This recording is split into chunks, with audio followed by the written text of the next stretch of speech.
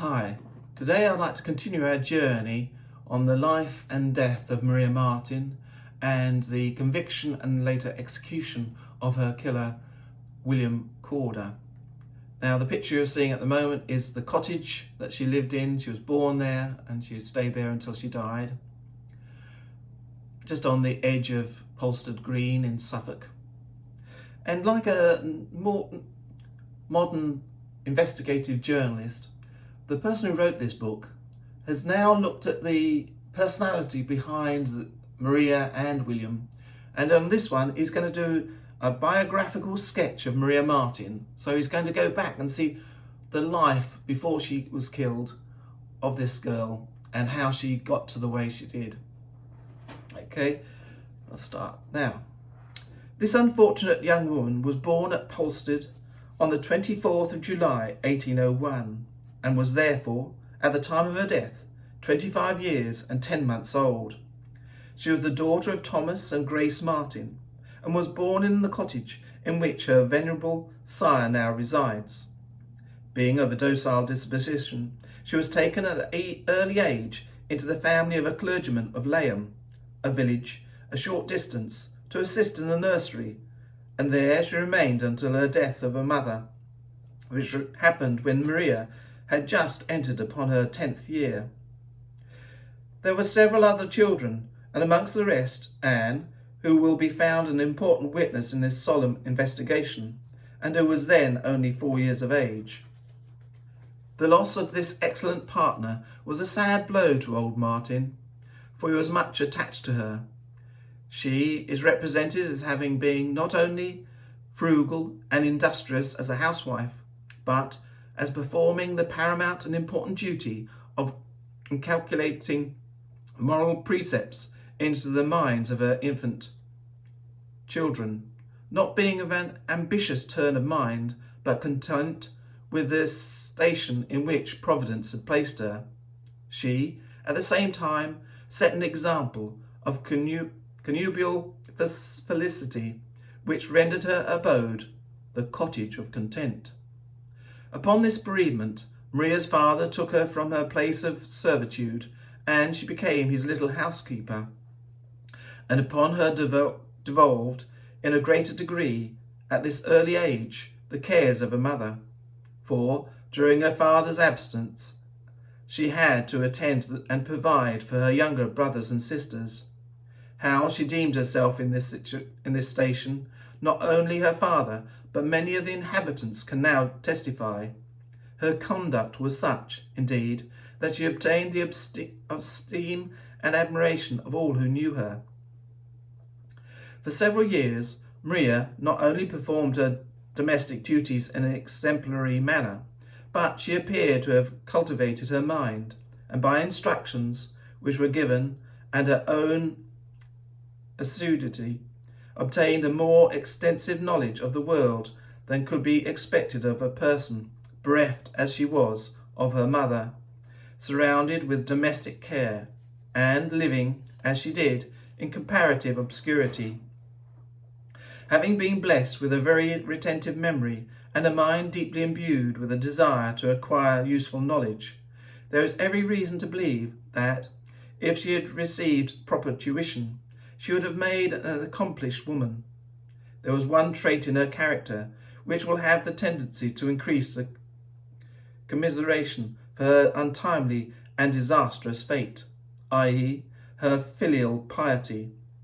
She always spoke of her deceased mother with affection, and doubtless the lessons which that admirable woman had installed into her infant mind had a due effect in the regulation of her conduct in the bosom of her youth. The affection which subsisted between her and her father was of no ordinary cast. Well, would have been had this ill-fated girl not suffered her early impressions to have passed away like the morning dew.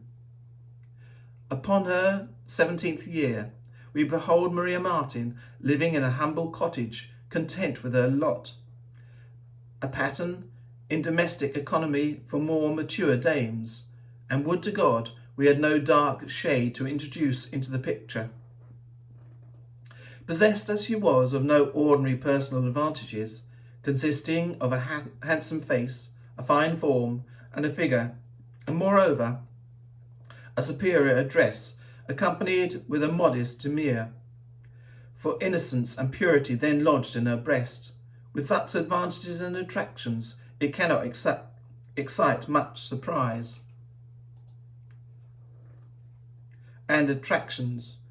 Surprise that she should have been beset by admirers.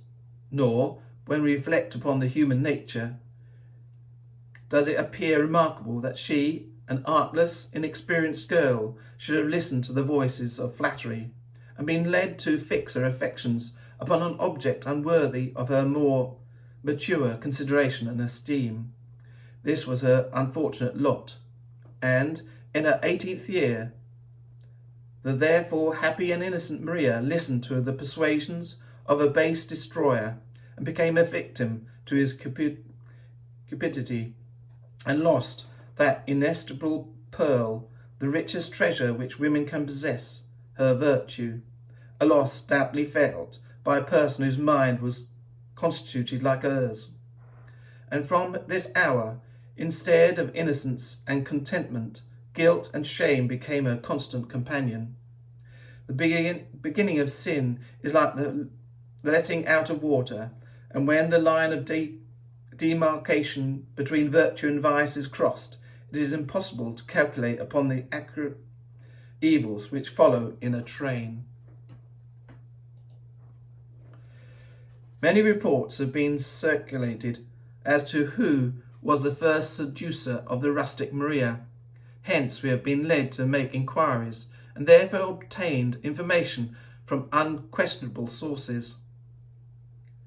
Excited by the attractive beauties of Maria, Thomas Corder, a brother of William, the prisoner, was frequently introduced to call at the cottage by which he had daily pass, in consequence of part of his father's grounds lying in that direction, and it is due to the young woman to observe that from devotion to her domestic engagements she kept herself very much secluded, and was not in the habit of walking out, as it is common practice of girls in her station of life, and it appears that she was persuaded this plan in a great measure even down to the time of her death.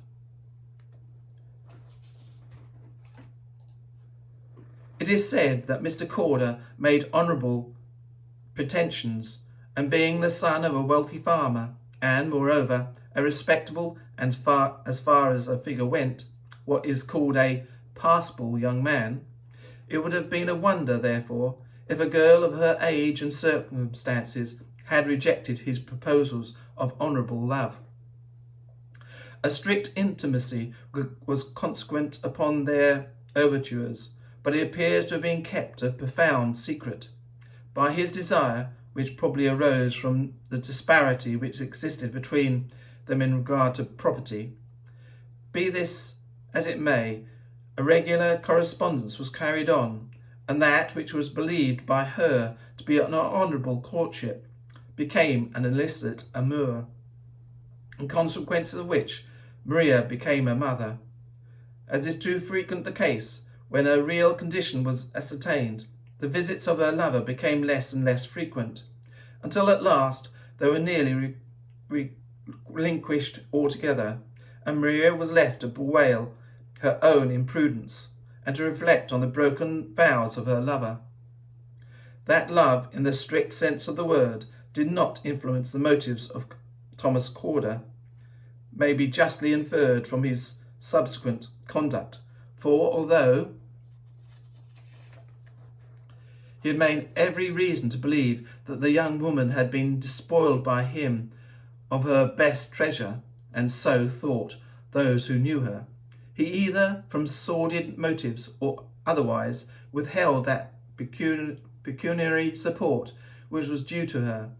He really had never intended to make her his wife. From some cause or other, perhaps with a hope that her seducer might relent and perform his vows,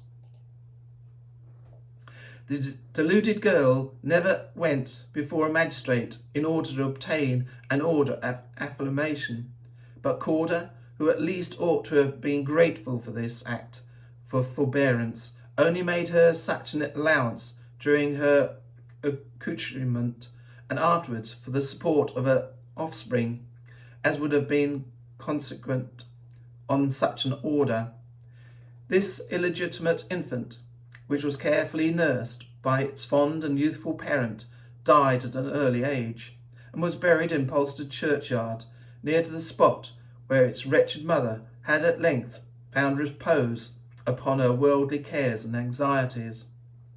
This adds another link to the chain of mysterious circumstances which this case is enveloped, viz., her having been seduced by one brother, and after a lapse of years forthcoming, a contract with another branch of the same family. I'll leave it there now. So we have it that she was seduced by the first Corder brother when she was quite young, had a baby, but the baby died. So we can see that her circumstances have changed and her life altered very dramatically. Thank you for listening, and we'll continue her life story in the next video soon. Thank you. Bye.